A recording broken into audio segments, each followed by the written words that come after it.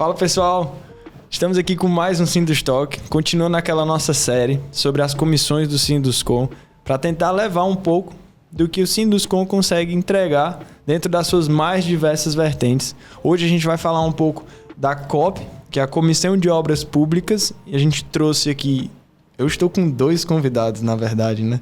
Temos um novo membro do Sinduscom Jovem, para quem não conhece o Guilherme, ele vai se apresentar também. E a gente trouxe um convidado, que é o Augusto, que é vice-presidente de obras públicas, que vai levar esse conteúdo para vocês e vocês ficarem ainda mais por dentro do que é a Comissão de Obras Públicas. Gui, se você quiser se apresentar, também dá as boas-vindas ao Augusto, fique bem à vontade. Tá certo, obrigado, Rafa, pela apresentação. Sr. Augusto, seja bem-vindo. Obrigado, Guilherme. Vamos lá. Pessoal, eu sou o mais novo membro do Conselho do Sinduscom Jovem e é com grande alegria que eu faço parte desse grupo, que tem me auxiliado em várias disciplinas aqui da construção civil. Mas hoje a gente não está aqui para me ouvir especificamente, estamos aqui hoje para ouvir a contribuição do Sr. Augusto. Então, para a gente começar aqui, a gente tem algumas perguntinhas, mas basicamente é muito bacana a gente escutar um pouco da história de todo mundo que está aqui, que a gente traz para a mesa. E a gente queria ouvir um pouco de como que começou a história do Augusto dentro do Sinduscom, não especificamente dentro da COP, mas dentro do Sinduscom, como é que isso começou e até o dia de hoje que ele está ocupando essa posição aí de extrema relevância para o nosso setor. Bem, pessoal, eu sou Augusto Souza, eu estou no Sinduscom há uns 15 anos, mais ou menos. Fui convidado por um amigo que na época estava se candidatando à presidência e compôs a chapa dele.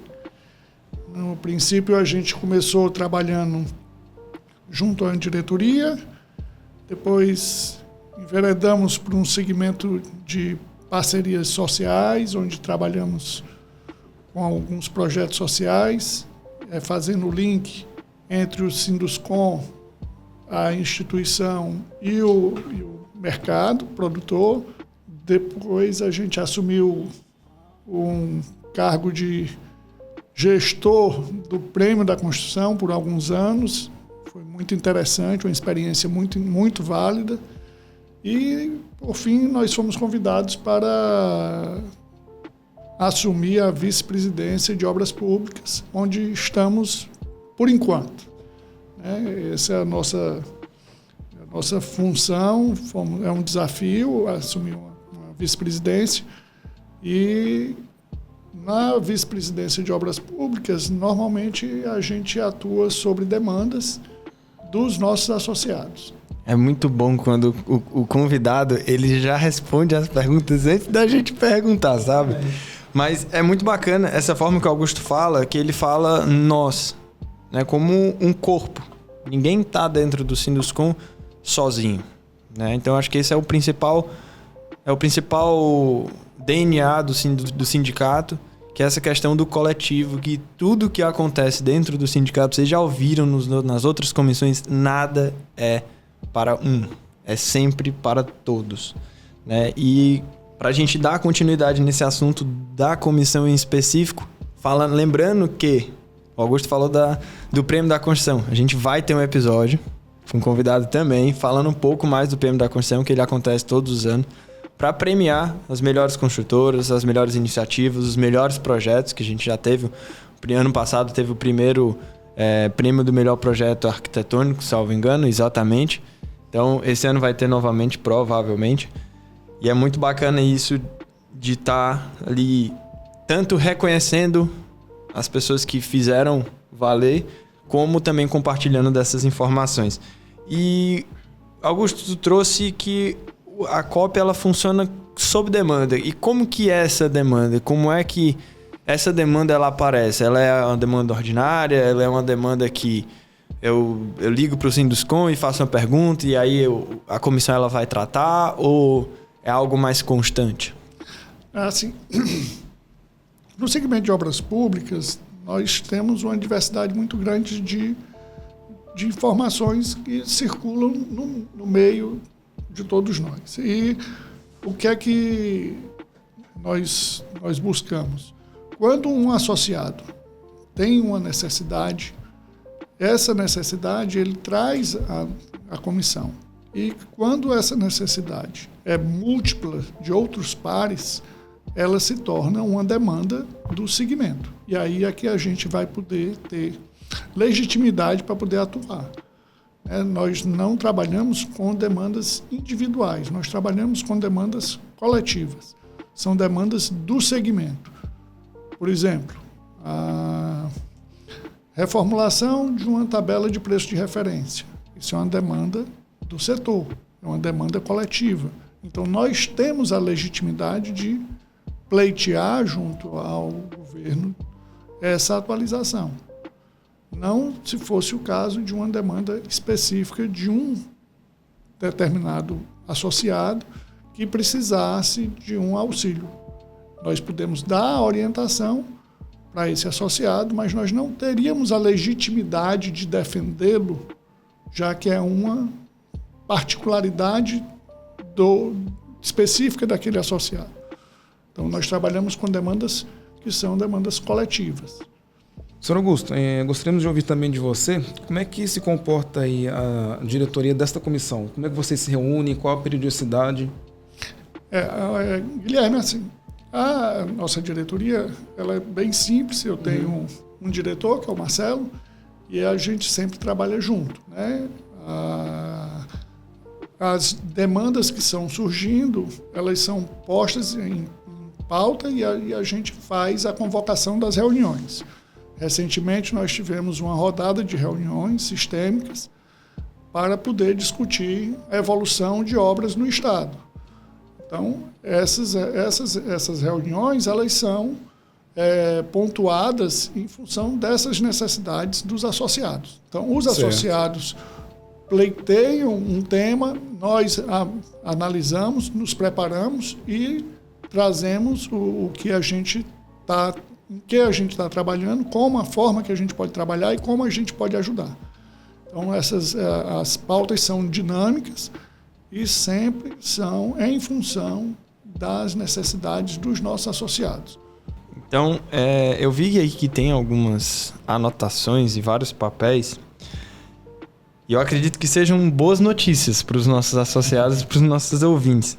Mas eu vi aqui que tem alguns papéis na mesa, tem algumas informações, e eu queria que você falasse um pouco mais delas, que eu acredito que sejam dados extremamente interessantes para quem está ouvindo a gente, e até a critério de curiosidade para quem não é do setor de obras públicas entender como é que funciona esse universo de obras públicas. Se você puder trazer para a gente, compartilhar um pouco. Eu trouxe aqui algumas informações que foram garimpadas pelo Sinduscom, pela FIEC e o Observatório da Indústria, que é uma ferramenta que a FIEC disponibiliza, onde tem uma gama de informações muito grandes e que o Brasil inteiro utiliza. Nós também estamos juntos com o Observatório nessa empreitada de coleta de dados. E nesse levantamento nós fizemos uma análise dos anos de 2019 até 2022, onde o governo do Estado teve um universo de 577 obras licitadas, com um valor total de 6,8 bilhões de reais de valores de investimento. Ou seja, nós temos em média 1,6, 1,5, 1,5 bilhão de real por ano de investimento em obras de infraestrutura de construção. O que nos traz aqui a refletir é o nível de desconto que essas obras têm sido praticadas, com que as obras têm sido licitadas, né? Descontos médios de 22%, 24%, 25% ao ano. Então é um nível de desconto muito elevado. Nós tivemos alguns descontos máximos de 42%, 41%, 39%, 43,6%. Então, são níveis de descontos bastante elevados e que nos deixam bastante preocupados, porque nós temos consciência de que se está gerando um passivo social muito grande, né?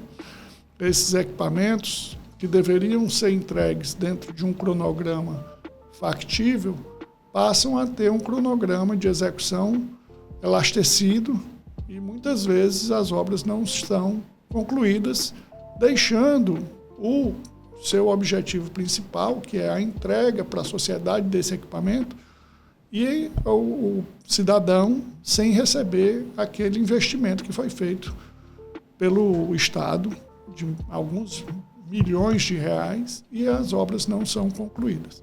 Essa é a nossa maior preocupação, enquanto entidade de classe que defende os interesses tanto dos nossos associados, mas principalmente dos cidadãos que estão na ponta precisando e necessitando desses equipamentos, que eles sejam concluídos e entregues. E a gente, há poucos dias atrás, a gente esteve na FIEC ouvindo do nosso presidente Ricardo Cavalcante, falando mais um pouco do hidrogênio verde voltado para a construção civil. É uma ação que a FIEC promoveu junto ao Sinduscom e ao Sincomp, para levar e mostrar para os associados de ambos os sindicatos o volume de investimento que o Ceará espera nos próximos anos, e também uma forma de alertar que vai vir muito investimento na área de infraestrutura, na área de energia, e que isso não é do setor privado, não é do setor público, desculpa. Isso são investimentos privados. E eu me recordo que ele tem falado de investimentos na casa de 4 bilhões ao ano de dólares, não foi alguma coisa do tipo? Na apresentação que nós tivemos junto com o presidente Ricardo Cavalcante na FIEC sobre o hidrogênio verde, é uma nova matriz energética que o mundo inteiro está buscando para poder diminuir a liberação de carbono na indústria, pela indústria de transformação, por todos os segmentos produtivos. E o Ceará, ele está na vanguarda nesse projeto. Há 2 anos e meio atrás foi lançado o hub de hidrogênio verde no Pecém, no Porto do Pecém, e o governo do estado e a própria FIEC têm investido recursos no desenvolvimento desse setor. Já existem alguns protocolos assinados de intenção de investimento que somam a ordem de 29 bilhões de dólares ao todo, até agora, pelo menos dos que já estão formalizados com o governo do estado. E esses investimentos são todos privados. Então, nós vamos ter aí, nos próximos anos, uma demanda latente de investimento para o hidrogênio verde no Ceará. E isso vai ter um impacto muito grande, porque 70% desses recursos são voltados para obras civis e a geração de energia propriamente dita, ou solar ou eólica. 30% é a parte da transformação, a parte da eletrólise do hidrogênio, para a produção do hidrogênio verde, das plantas de produção. E aí eu acredito, assim, eu ouvindo, me lembrei muito dessa comissão, porque vai haver uma necessidade também do setor público meio que acompanhar essa demanda, porque não adianta só o setor privado fazer todos esses investimentos. Se algumas coisas vão depender do setor público, às vezes para uma liberação, para algum órgão, e talvez a demanda da comissão ela tenha um acréscimo, até por conta do próprio governo do estado chegando ao Sinduscom, porque é onde vão vir essas demandas, de ter essa relação ali para todo mundo jogar no mesmo jogo e todo mundo na mesma velocidade, porque isso é um cavalo selado que está passando do lado daqui do Ceará. Então, se a gente aproveitar essa demanda, se a comissão conseguir trabalhar junto ao governo do estado, que é o principal elo dessa comissão, eu acredito que a gente possa colher frutos incríveis, Então, eu acredito que seja, acho que o principal desafio hoje para frente dessa comissão e também de outras comissões que a gente vai trazer nas próximas semanas. Tem a comissão do meio ambiente também, que é muito interessante, e ela vai ser muito utilizada por conta das questões ambientais, que todo parque eólico e parque solar eles requerem uma área muito grande, Então tudo isso, questão de apropriação de terra, questão de liberação de projeto, tudo isso passa pelo setor público, por mais que seja um investimento privado. Então ele vai passar pelo setor público em algum momento. E é importante que a gente tenha ali uma equipe dedicada para poder agilizar esse processo e não acabar travando o investimento privado que está vindo para o nosso estado. Augusto, e caso algum associado tenha interesse em participar dessa comissão, como ele deve fazer? A comissão é aberta para todos os associados. Não existe nenhuma restrição. E sempre que nós temos as reuniões, todos os associados são convocados. O que a gente pede é que as pessoas efetivamente participem para que a gente possa realmente trabalhar de uma forma mais eficiente e que a gente consiga ter os resultados, né? Certo. Da mesma forma, ele também ele querendo contribuir no mesmo caminho, né? A porta está sempre aberta para contribuição, né?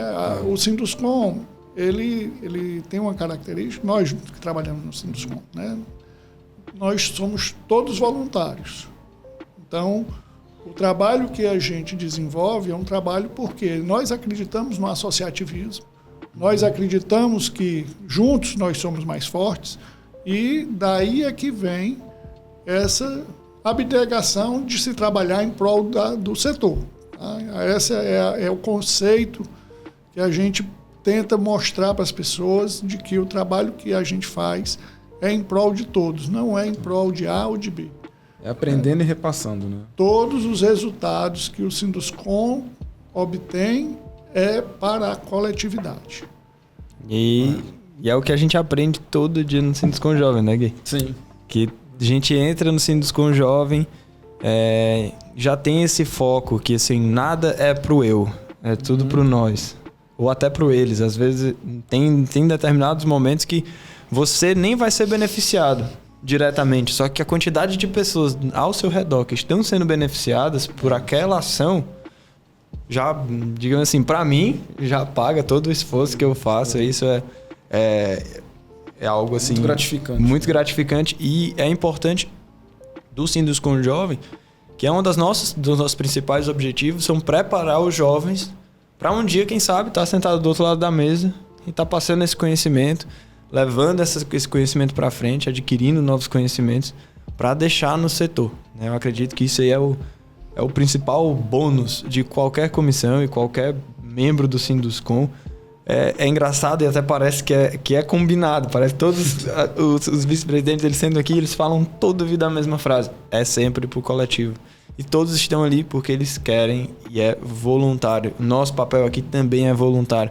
Então, acho que isso é a principal mágica do nosso setor, que é um setor unido, que é um setor que está sempre pensando no coletivo.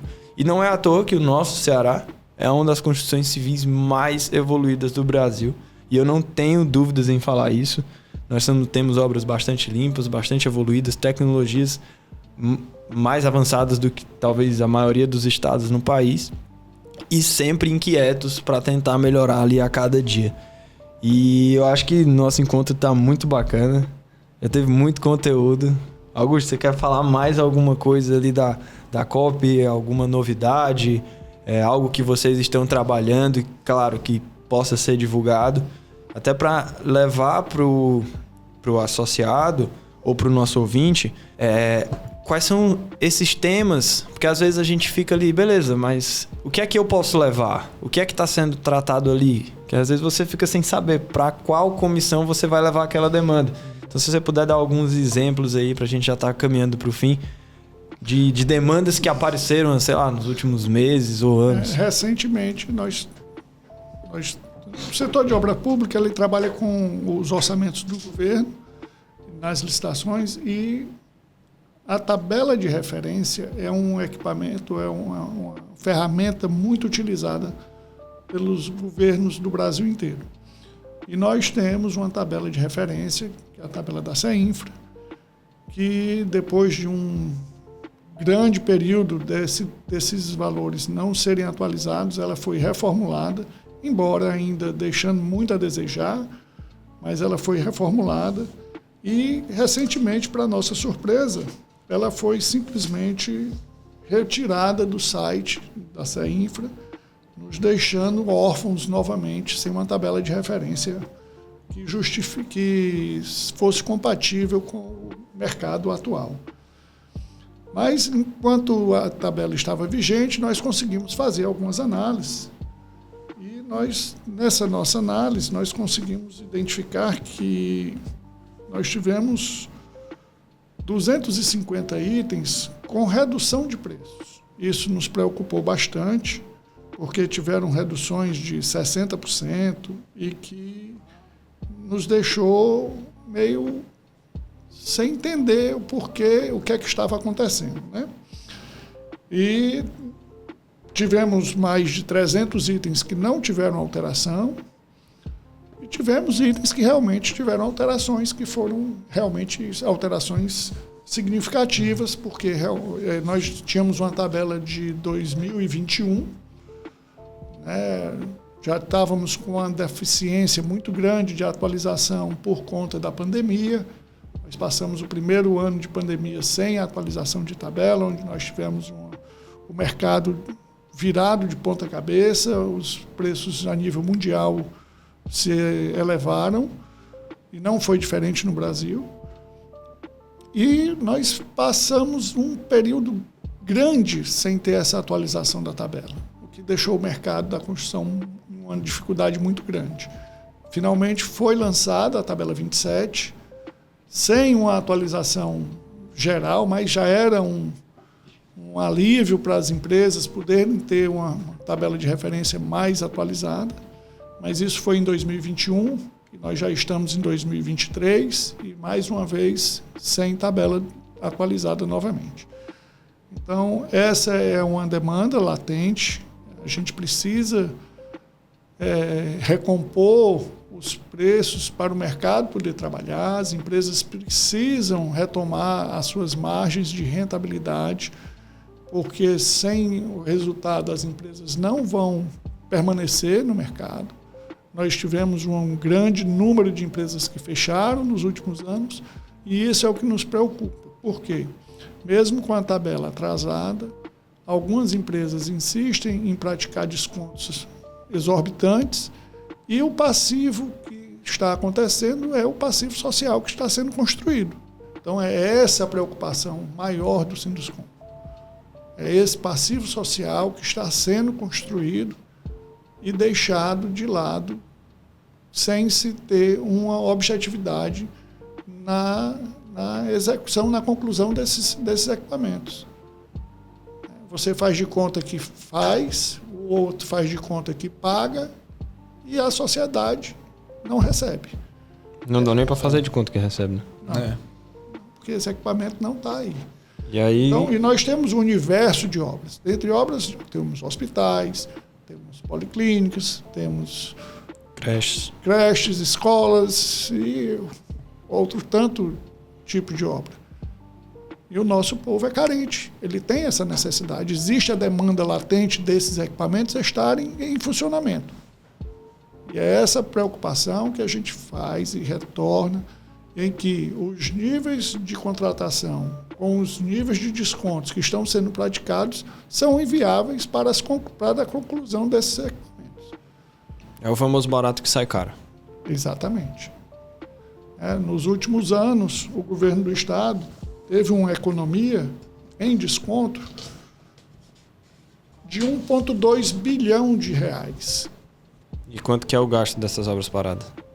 Aí é que está. Será que essa economia de 23,71% justifica o Estado estar com esse volume de equipamentos parados ou atrasados, sem entregar? Aí é que precisa ter uma reflexão, né, de como o governo está contratando esses equipamentos, essas obras. Essa é a nossa preocupação. Então, daí a gente lutar e insistir que a tabela precisa ser atualizada e as empresas precisam retomar as suas rentabilidades para que elas possam concluir as obras com a qualidade que a sociedade merece. Fazer a obra e entregar a obra dentro do prazo, dentro do preço justo, e que a sociedade receba aquele equipamento, que essa é a maior finalidade. Nós estamos aqui para isso, para entregar esses equipamentos à sociedade. Essa é a função. do construtor e do Estado. E eu acho que também tem uma função também social da própria sociedade mesmo, de que quando há esse atraso, que a sociedade ela possa também cobrar o motivo daquele atraso. Não sei se você que está ouvindo a gente, toda obra pública ela tem o orçamento da obra, ela tem o prazo de início e o prazo de término. Justamente porque tem pessoas que se programam para aquilo, tem concursos públicos que são feitos para aquilo. E aí são pessoas que estão, às vezes, deixando de trabalhar porque a obra atrasou. Então ele passa 5, 6 meses esperando, 1 ano, 2 anos esperando ser chamado porque aquele equipamento ainda não está pronto. Então ele vai muito além de apenas uma obra que não acabou. Ele impacta diretamente naquela região e nas regiões do entorno, porque provavelmente vai haver uma superlotação de algum outro equipamento, mas que a sociedade ela possa sim exercer sua voz como sociedade, como cidadão, de ir lá questionar, entender o porquê que isso está acontecendo e a gente conseguir solucionar da melhor forma para que todos possam de fato poder usufruir daquilo, não só o construtor tendo um preço justo na sua construção e recebendo o seu lucro que é devido, que é honrado, que faz parte do trabalho, mas que a população principalmente possa de fato receber aquele equipamento, às vezes com atraso, ou então às vezes com antecipação, mas que ela possa receber e o governo não passe a gastar dinheiro sem fim, né? E você investir em algo que você não recebe é gasto, não é investimento. Então, esses descontos é algo também às vezes a se pensar se esse desconto está valendo a pena. Que eu acho que talvez seja até um desafio para lançar para o Observatório da Indústria, o quanto que custam essas obras paradas para o Estado. E talvez levar esse número para o Estado e chegar e falar assim, ó, aqui, vocês tiveram economia de 1,5 bi, mas o gasto que vocês têm com essas obras paradas te custa 2 bi. E aí? Qual que vai ser a balança? Vai valer a pena? Não vai? E aí talvez até mudar um pouco a mentalidade do próprio governo e incentivar a que acelere a obra, talvez, sei lá, com um bônus, com alguma forma de incentivo para que a obra termine antes do prazo e não depois do prazo, como a gente, infelizmente, é acostumado a ver no nosso Brasil, não só aqui no Ceará, mas acho que no Brasil inteiro e no mundo também, com certeza, acontece isso. Não é um privilégio do Brasil, do Ceará, né? Vamos voltar para a nossa realidade a nível de Brasil. Recentemente, uma entrevista numa palestra com o ministro do Tribunal de Contas da União, ele nos mostrou um gráfico onde a União possui, em média, 40% das suas obras paradas. Nós temos 14 mil obras no Brasil paradas hoje. Isso é um volume inaceitável. São obras de diversas características. Isso nós estamos falando apenas de obras com recurso federal, certo? Então, nós temos um volume, e não é privilégio do Norte, do Nordeste, do Sudeste, do Centro-Oeste, do Sul. Isso é no Brasil inteiro. São Paulo, Rio, Minas, no Amazonas, em Roraima, no Acre. Isso é um dado estatístico. No Ceará, nós temos hoje 41% das obras com recurso federal paradas. Então, é um número muito grande. É um volume de obras muito grande. E isso o governo precisa repensar essa forma de contratação. Recentemente, nós tivemos deveria entrar em vigor a nova lei de licitações, que foi solicitados uma prorrogação para a sua entrada em vigência. Então, assim, nós precisamos de ferramentas que agilizem esse processo e que as pessoas possam realmente receber esses equipamentos. Essa é a meta, é a função. É muito bacana, né? Tipo, uma comissão que não trabalha... Eu acho que talvez o principal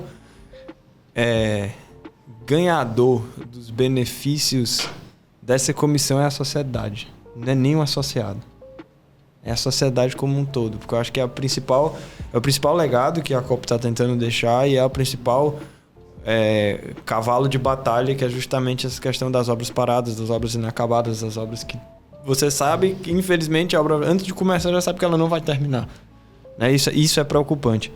Mas Mais uma vez eu queria agradecer, né? A gente já está encerrando por hoje, tristemente. Mas foi bastante conteúdo, foi muito bacana esses números que a gente trouxe para cá, para você que está ouvindo a gente. Mas não se desmotivem, tá? Isso é apenas uma pimentinha para a gente poder abrir o olho. E apesar de que a pimenta ela não abre o olho, você faz é fechar, né? Mas enfim, é um colírio no olho da gente para a gente poder enxergar o que é que de fato está acontecendo e fazer nosso papel, tanto como construtor, como cidadão, na hora de entregar um preço justo, entregar um preço que de fato eu consiga terminar. E isso não é só no setor público, no setor privado também a gente encontra muito isso. Quem nunca fez a reforma que era um preço e terminou em outro? Todo mundo já passou por isso. Então, também vale repensar nesse aspecto. E se você quiser fazer as honras de fazer o encerramento, agradecer nosso convidado, para a gente poder continuar nosso dia, quem está no carro aí ouvindo. Primeiramente eu queria agradecer você pelo convite, né? Para mim é uma honra estar meu primeiro episódio com vocês na presença do Augusto, né? Eu agradeço ao Augusto pela contribuição dele pro dia de hoje. Show de bola. Eu que agradeço, espero sucesso. E o Sinduscom Jovem veio para oxigenar o Sinduscom, trouxe muitas inovações e contribuições, e eu tenho particularmente muito orgulho do Sinduscom Jovem. As pessoas que conhecem vão saber por quê. E é com essa que a gente se despede. Mais um Sindustalk aqui para vocês. Lembrando que próxima terça-feira nós temos mais comissão para você. Toda terça-feira, 7 da manhã. Se você escutou até aqui, manda pro seu colega, porque se você tá aqui ouvindo é porque valeu a pena. Manda para aquele seu amigo que faz obra pública, que faz orçamento, que entende do mercado da construção civil, para que ele possa também aprender e você não ficar com esse conteúdo armazenado para você. Deixe de ser egoísta, compartilhe com seu amigo e consiga levar essa informação para frente. Mais uma vez, meu muito obrigado a esses dois amigos que eu trouxe aqui. E próxima terça-feira com mais um Sindustalk para você que tá ouvindo a gente e tá aprendendo com a gente também. Valeu? Tchau, tchau. Tchau. Tchau, tchau.